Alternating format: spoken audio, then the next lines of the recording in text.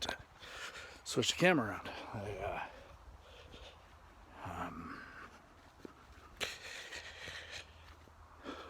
I never remember whether I can't say I never remember, but I guess a brain glitch. I was filming for Instagram the past couple days, so camera goes the other way. Anyways,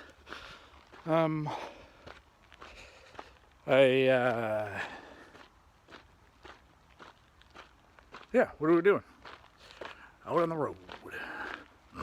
No, just across the street from the house, and so we live in South Langley, across from Campbell Valley Park, which is a big, huge park. I don't know how big it is actually. It's 2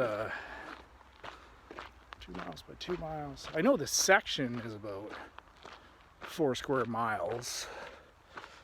I don't know if there's stuff across 16th or not. Anyways, oh man, my shins hurt from running the other day. But that's why we're in here as well right now, is to go do a little running. Because, yeah. I need the exercise. And one of the things, because I've gone off medication now, is you start running again. Not just physically, but mentally. And, you know, in life, you're always running towards something, or you're running away from things. Most people are running away from things, myself included, which was... Hey guys, morning, how you doing? Good, thanks. Most people are running away from things, which is, you know, why we're always... I mean, we're humans, that's what we do. We're scared of the monkeys, right? So, we run away from things, and, oh, God, my shins hurt. And that's why I went on medication 12 years ago. I had really bad OCD and anxiety and fear. You ever seen this trail and that trail? They'll probably join up.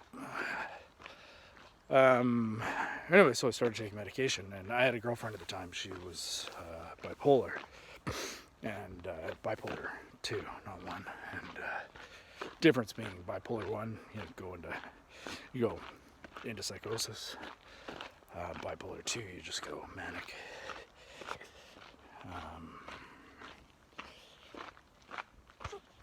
Don't want to go over there instead. Let's go over there instead. Sure. I don't know what the difference between the two trails is, but they're side by side here. All I know is I'm going that way. So yeah, we're together.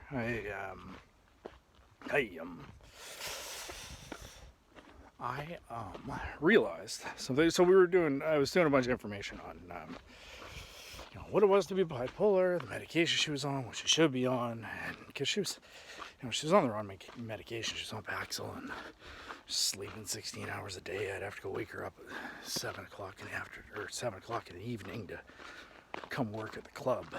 And I know, because when I was on SSRIs, I was on SSRIs for 12 years, but I took Effexor and Wellbutrin, and if you just take an SSRI, they make you feel like you have anvils hanging from your eyelids. They make you so tired, and the reason why is because they increase the serotonin in your head, which serotonin converts into melatonin as the sun goes down and you get tired. Well, when you have way too much serotonin in your head, it converts into melatonin all the time, makes you tired all the time, and you literally don't do anything. But Wellbutrin, my doctor called it rocket fuel. So Wellbutrin is a NRI, it's actually an NDRI, so a norepinephrine and dopamine reuptake inhibitor, which means, ooh, that's a lot of horse shit. Usually horse shit's not a bad thing, but that's very wet horse shit.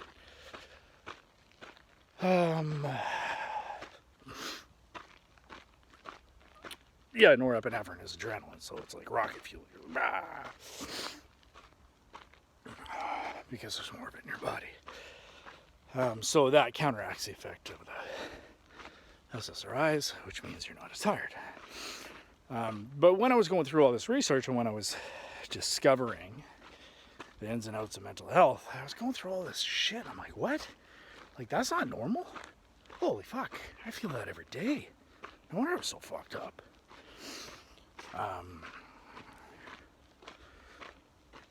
So I started taking SSRIs.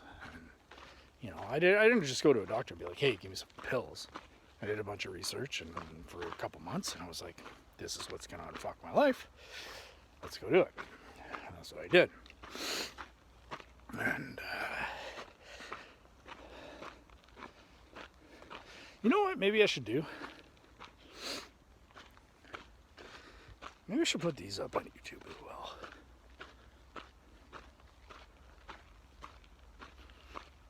Just a walk in the park. Because realistically what's happening here is I'm walking, there's a trail in the park, and right now I'm walking, well, there's a trail in the park, yeah, no shit Sherlock, but there's the little river loop down here, which is just off 16th and Langley, Campbell Valley Park. It's funny because I just watched the Dane Cook special, and he talked about having a stalker schizophrenic chick that just, you know, decided to go offer medication and stalk him and, you know, freak the shit out of him to the point where he basically bought a gun and was gonna, like, ready to go to jail for murder if she tried getting on his property. And but what's funny about that is I'm sitting here telling you, this is where I go, come find me. Anyway, my plan, because, you know, if you don't run, running sucks. You do run, running sucks. It's just the runner's high, but actual running sucks. But it's the conditioning. Like, you're not going to jump out of your house and run 15 miles. And one of the plans right now, I sold my car yesterday, and I don't really need the car right now. All my work and stuff I'm doing from home. The only thing is, you know, going to the gym, and I'm like, well, maybe I can just run to the gym. Well, the gym's 5 miles away, so you're not going to wake up tomorrow and run 5 miles. It just doesn't happen. So the plan is to go to the park and get the conditioning jacked up. And the way I'm going to do that is just run. Actually, right now I can't even run a full lap. It's 2.2 kilometers. And I run it, but I take a couple breaks in between when I feel like I'm actually going to die. But the plan is, just like anything, if you go to the gym and you want to increase your bench press, you go there and you stack on an extra 5 pounds a week. Slowly it works. So the plan here is just to do increase by 1 lap a week. So I walk down there. Today I'll do 1 lap. Tomorrow I'll do 1 lap. Next day I'll do 1 lap. And then after 7 days, this first part actually, today, or the rest of this week, which there's only a few days left, and then next week, actually, I was going to say, is that a good demarcation point? I actually don't know. I was going to say that I'm going to run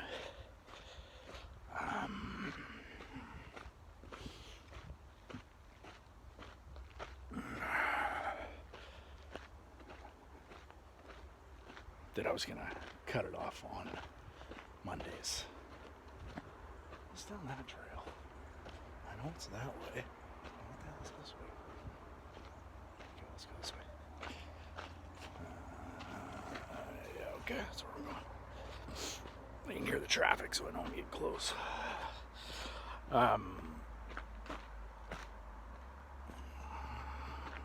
I was going to have the end point on Sundays, which means that, so Mondays.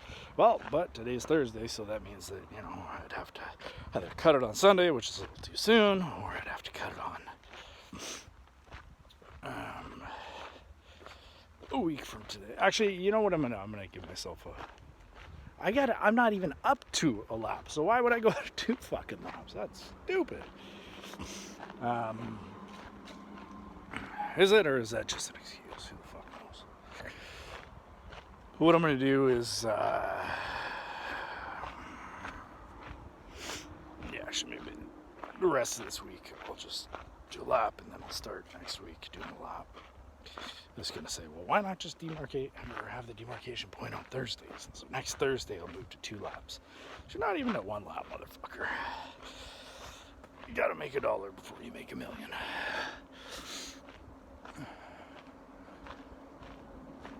Oh, that's trippy. There's up on those trees up there. You're not gonna be able to see it, especially if it's behind the stump. But there's like a weird, gnarly, broken branch with a bunch of moss on it, and it looks like a fucking little demon sitting up there. Anyway, so the whole point is to walk down here, do a lap, walk back. And then, after a week, walk down, do 2 laps for a week. And walk down, do 3 laps for a week. And I actually don't know if that progression is actually even going to be possible. Now that I think about it, that's actually adding that's adding a mile per week, which is kind of insanity. But I'll just keep, maybe I'll have to adjust it. Maybe it'll be a mile every 2 weeks, a mile every month. Because 52 weeks I'm going to be running a marathon a day? Probably fucking not. But, maybe a mile a month, right? So, in a year I could be running 12 miles. Maybe. I don't know. But the whole point of me saying that, and the stuff with the medication, and here, let's wrap this little story up. It's been 12 minutes. You don't want to deal with my bullshit anymore. I'm almost at the point where I gotta run like an idiot anyways. So,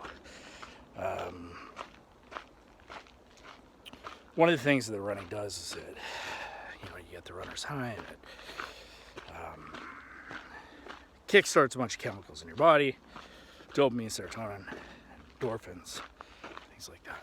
And it can fire you up emotionally as well, which is what it does for me, because especially listening to music that motivates you. One of the things for me right now is that I'm not used to feeling things on the level that I used to, because what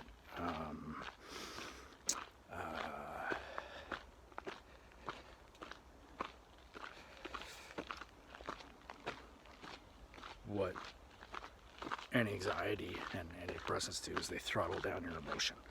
They don't get rid of your emotion, they just turn down the dial. So instead of being a 10, it's at like a 3. So a lot of emotion, good and bad. And that's one of the things I noticed, and one of the reasons why I got off. And I'm not a doctor, I don't play one on TV. I'm not going to be your doctor, I'm not a lawyer. You do you. Consult with your medical practitioner before you take any words I say as words of advice. I'm just documenting what I go through and what works for me. But one of the things I realized was that anxiety wasn't the problem. Because anxiety is not a thing. It's not. I shouldn't say it's not a thing. It's not the problem. I want you to imagine you're going around a race course. And,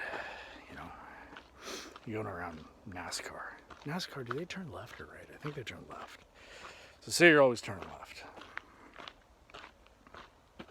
But your body wants to keep going right. Smash into the wall. Now, what's the problem? Here, I'm going to give you the solution. Just take your foot off the gas. You won't hit the wall and kill yourself. No problem. So the gas pedal is anticipation. That's your energy. Anticipation about the future. You're going forward. You're like, fuck yeah, let's go forward. Well, if you keep turning right and smashing into the fucking wall, that's a negative thing. Well, is that a problem with the energy? Or is that a problem like the forward momentum? Or is that a problem with you don't know how to fucking drive? That's the problem with you don't know how to drive. Instead of turning right toward the negative shit, which is the wall, which is going to kill you, turn left towards the positive shit. So anticipation is just, anticipation about the future. Does anybody else feel that? I always feel like whenever I see, is it dog shit or coyote shit?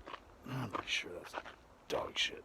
You can always tell because coyote shit has fur of innocent little animals in it.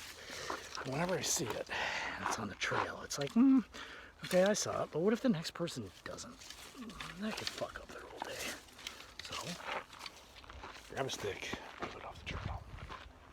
So, somebody's kid doesn't step in it, or somebody running doesn't step in it, drag it through their house, and whatever. But anyway, yeah, so, now you notice one and you notice it all. So the problem isn't the fact that you have anticipation about the future. Anticipation about the future, that's good. It gives you something to fight for. You're like, fuck yeah, let's go get that thing. Unless it's bad, then you're like, fuck no, let's run, bitch. You're always running, either towards something or away from something. The energy is to run. It's up to you what you want to run towards or away from. And, maybe I'll keep filming and keep it. No, because I gotta make this fucking short. I always make hour-long videos because I like hearing myself talk, apparently. But yeah, what I realized is that taking medication, that's just turning down the anticipation. So I don't have as strong emotion as strong of emotion towards a negative future. But the problem is you don't have a strong feeling towards a positive future either, which is one of the reasons why it affects your sex drive. The antidepressants affect your sex drive. It's because you don't have arousal. You don't have enough positive anticipation of the future. It just cranks it down. And the funny thing is that actually went away after about 6 or 7 years of being on medication, and then it was fine. But it's still not the same as, or it still wasn't the same as not being medicated whatsoever. It's like the difference between, going on the biggest, baddest roller coaster at Disneyland or going on the, Teacups or Mr. Toad's Wild Ride. Like, they're both rides, but they're two totally different things. But when you don't have the anticipation energy, you can't feel excitement about the future. And that's a severe problem, especially when you want to be going out and doing big, bold, amazing things and helping lots of people. When you don't have the energy to go out. When you don't have your foot to the gas pedal, you can steer wherever you want. It doesn't matter. You're just playing bumper cars. You're like, whatever, I'm not going to get hurt. But you're not winning the Indy 500. You're not winning anything. So I realized that, and I realized that, anxiety actually wasn't the problem. It was the focus. And like they say, where your focus goes, energy flows. So you just got to point the car in the right direction and hit the gas pedal. It's not the fact that you need to put a block of wood under the gas pedal so you don't hurt yourself. And that's the analogy for it. The actual medical, if you want to think about it, if you understand the actual biology behind it, imagine having I want you to imagine having a little thimble, like a little strainer, or even think of a sieve, like a strainer for the kitchen sink, one of those metal ones. Now imagine that imagine you have a syringe of water, and that syringe of water is whatever neurotransmitters your body releases. So if you get scared or excited, it releases adrenaline, which causes you to move. If you it gives you the energy you need to move. Or if you're happy, it gives you a shot of dopamine. Or if you're in love, you get a shot of oxytocin. So whatever, obviously there's, you can remember the acronym DOSE, which is dopamine, oxytocin, serotonin, and endorphins. But normally, so you would take that syringe of chemicals, because that's all your body is a chemical reaction. Happiness is only one thing, chemical reaction in your body. You can play semantics till the cows come home, but it's a chemical reaction in your body that relates to survival. That's it. Everything you do, everything people say, oh no, this is happiness, no, that's shit that causes happiness. Happiness is your body's reward for doing things that help you survive. That just is. Being out here, if I see a berry on the trees and I eat it and it's nice and sweet, that's a positive reward for eating something that's probably going to keep me alive. If I eat the berry and it's nasty and bitter and gross, that's a punishment for eating something that's probably going to kill me. And that's just evolution. Your ancestors, that did things that made them happy, that were detrimental and killed them. Like the example I use is punching a grizzly bear in the face. If you see it as a good idea, or in here, if I see a coyote in here, I will have a negative reaction. If the positive reaction, and for me, a coyote is a bad example because I love dogs, but if say a cougar jumped out of the woods and was running toward me hissing and all pissed off, my body would have a negative reaction and I would want to run. So my ancestors had those same reactions. They ran and that's why they survived, or they fought and that's why they survived. If my ancestors had the reaction of, hey, let's go pet the pretty kitty, no, your DNA does not go on. Your gene pool ends right there, which is why we're all just a bunch of scared little monkeys, because all our ancestors were scared enough to survive. And that's why we are the way we are. But when you take that little syringe of chemical cocktail, and it's always funny when somebody walks by you when you're in the video filming or in the woods filming something, because they look at you like you're an absolute crazy person. How you doing?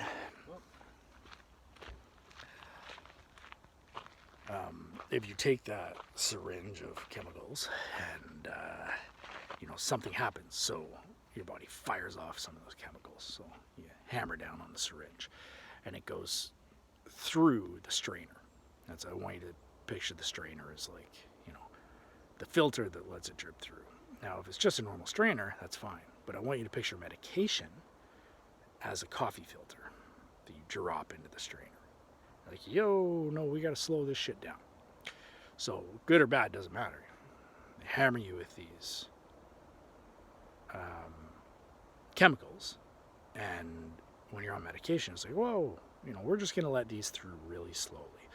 So if your emotion is on a scale of negative 10 to positive 10, instead of getting, say you're getting attacked by a bear, well, instead of the feelings in your body being at a 10, they're going to be at like a 5, right? So it's just throttled back. And when you get rid of the medication, they go back to normal. Now, I'm not saying, there's two reasons for medication. One is coping, the other is an actual biological malfunction in your body. People that are bipolar, schizophrenic, they have actual biological malfunctions in their body. You can't just cope. That's like me telling you, hey, why don't you just cope with your explosive diarrhea? You're like, that's not quite how it works, bitch. Why don't you just cope with the fact that you have to keep throwing up, because that's not quite how it works.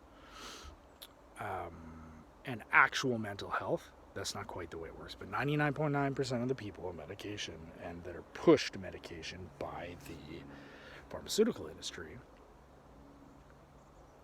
do not have biological malfunctions.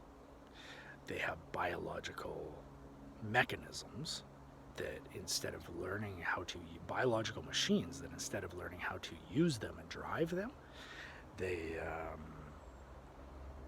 just put a block of wood under that gas pedal so that they don't hurt themselves, so that they don't have to learn how to drive. And what I've found, now that I know, because you have to know better in order to do better, what I've realized is that it's not that I need to take my foot off the gas, it's that I need to point the car in the right direction. Your emotion is the gas pedal, logic is the steering wheel. Focus on what you want and be excited about going after that. When I was in acting school, that's one of the things they teach you, is that being nervous and being excited is the same energy, and it is. They didn't label it with anticipation, but that's exactly what it is. It's anticipation about something in the future. If you're focused on the good, then that's excitement about what's going to happen. If you're focused on the bad, then you're nervous about something bad happening. But most of us, when we feel anticipation, we feel it as, we label it as nervousness. So we're going on a roller coaster ride. Like, oh, we're so nervous. Must be because what happens if it breaks? No, you're nervous because you're excited, because you know it's going to be fun. So go have fun. Life is like that. You're not nervous. It's not anxiety. It's anticipation. So focus it on good shit. And be excited. It's that feeling of arousal about something amazing about to happen. Anyway, so there was a whole reason with this whole long-ass story, which, everybody's got to learn. So I'm going to learn, and I have a bunch of books on it, weird books, on storytelling and stuff like that. And what I'm trying to learn how to do, and it's all in repetition, it's all about getting better. What I'm trying to learn how to do is to tell stories a lot faster and get to the fucking point, so you don't have to sit here for 26 minutes, because I know most people are like goldfish. And, that's one of the things. I got to get to the point faster. I know that. But the whole point of this was, the reason. And it's funny because initially I'm going to label these, because I'm going to start filming every morning on this walk, because might as well. What else am I doing? I'm going to start labeling it, or I'm going to title it Just a Walk in the Park. But when I might change that title to Running and Crying. Because it's funny, as I'm doing this, as I start out, you feel a lot of emotion. And when you focus on, I also listen to very inspirational, motivational things, things that connect me with who I am, what I want to do, the change I want to have in the world. And some of that shit can make you emotional. And running, just like life, is a war of you against you. Your body's telling you, yo, this hurts, quit. And you're like, fuck you. No. Quit. Just do it. Stop. Start walking. Don't run. Running's stupid. And the pain's coursing through your body. Your lungs are burning. Your heart's pounding out of your chest. And your body's like, quit. Stop. And that battle can actually, especially when you're getting off medication, it's funny, I say getting off medication, but it's like when I quit smoking. The only way you cannot quit smoking, it's fucking impossible. Straight up impossible. Why? Because the only people who quit smoking are smokers. People who smoke. And as long as you identify as a smoker, you will never quit, because a smoker is who you are. I tried for 3 years every day to quit smoking. I quit when I was 21. I started when I was like 11. Because my mom smoked. Curiosity killed the cat. Back then, smoking was cool. So you'd see it everywhere. TV, bars, whatever. Not that I was chilling in the bars when I was 11, but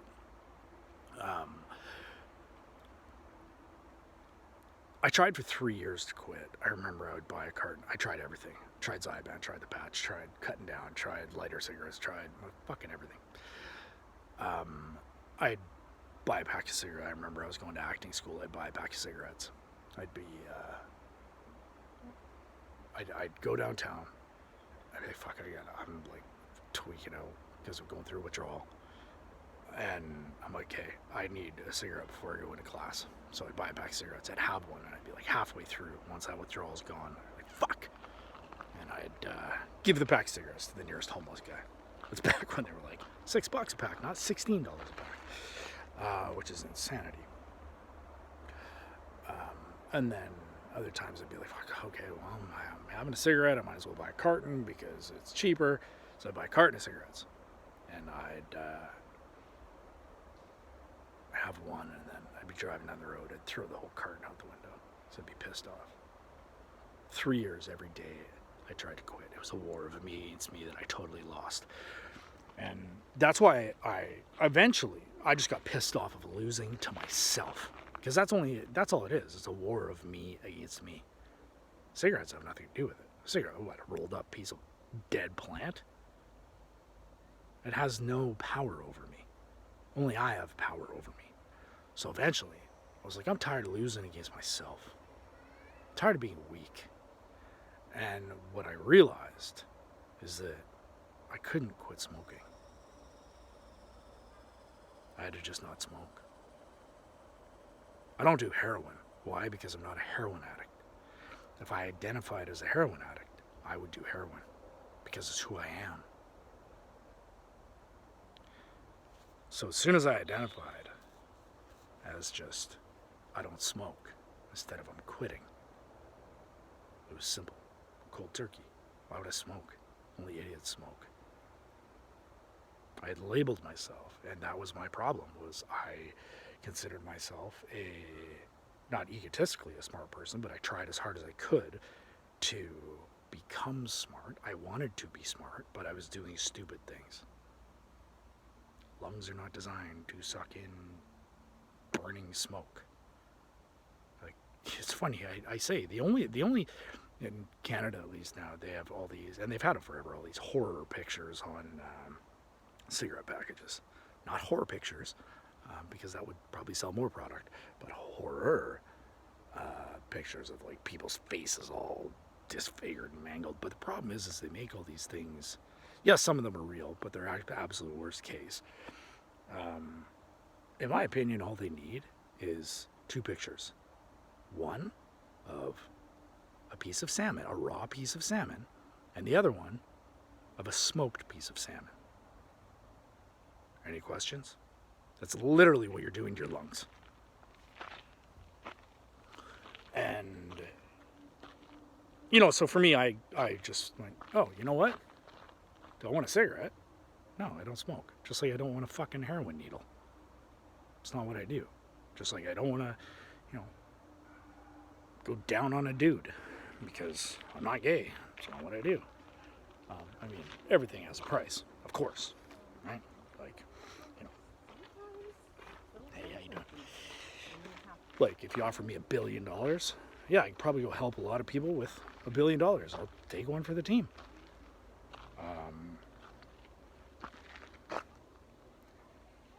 But it's not something I go and do every day because it's not who I am. It's not what I identify as. And whatever you identify as, that's your choice. That's your belief about the world, a belief about yourself. So I just stopped. It was a war of me against me. So running is the same thing. Running is a war of me against me, and it can get fucking emotional.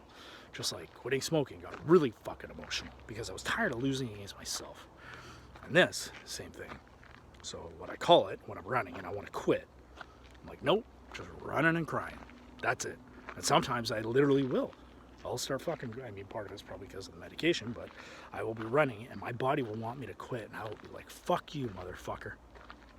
You're not quitting. Just go. And I'll literally, tears will start coming out of my face. And I'm like, nope, I'm just running and crying. Fuck you. I just keep going. It's the only reason we don't do anything. It's because we quit. Well, fuck you. And it's funny because I got choked up about it because if you don't go through it, you have no, when you're sitting in the stands, you have no idea what it's like to be on the field. You just don't. It was Churchill said something about that. How you doing?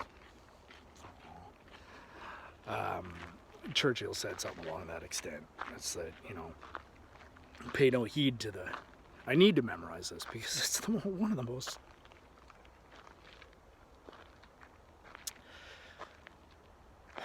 important speeches, I think, that was ever made about being human. And basically, pay no heed to the critic, in the stands. what he thinks about the guy in the arena getting the shit kicked out of him. Doesn't matter. You can have every opinion in the world, but unless you know what it's like to be in that ring of gladiators, bleeding and getting the shit kicked out of you, and having your life on the line, your opinion is meaningless. Your cynicism is valueless. Absolutely does not matter. And that's what I realize is that, and it's hard because you have to have it consciously, because everybody around you will always chime in their 2 cents. Like, their 2 cents is valuable. Unless you are where I want to be and you can help me get there, your opinion is meaningless and valueless.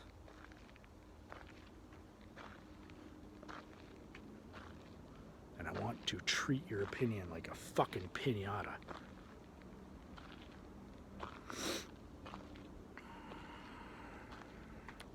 But that speech is very important, because it's not the critic's opinion that matters. And so I was watching Dane Cook and Ed Milet. Fuck, this video is long again. Annoying.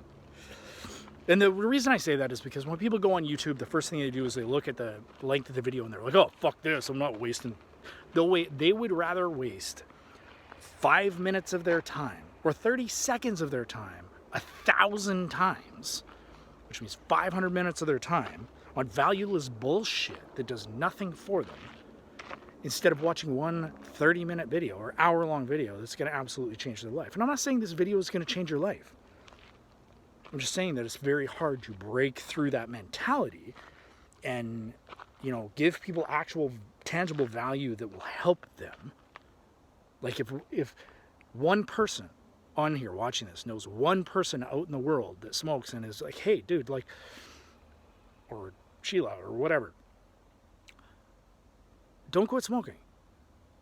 Just don't be a smoker. And if that one switch can flip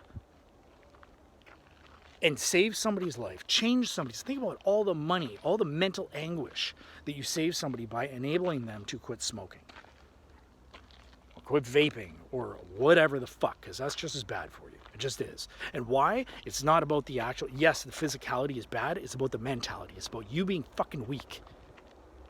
You know it's a waste of money. You know it's a battle you're losing against yourself. So why the fuck do you do it? Because you lose. So goddamn always against yourself. So stop losing. Choose your identity. Nobody finds themselves. You choose yourself. You create yourself. So just choose to be somebody who doesn't do it. It's pretty fucking simple. But if people won't watch this video because it's 45 minutes long, they can't get that information and they can't help people with it. And that's a problem. So I got to figure out how to make these shorter. How you doing? So yeah, I got to figure out how to make these shorter so people get past that time bias. Anyways, I don't know where I was going other than on a tangent. Well, I do know where I'm going. I'm going to do some running and crying. That's what I'm going to go do. Because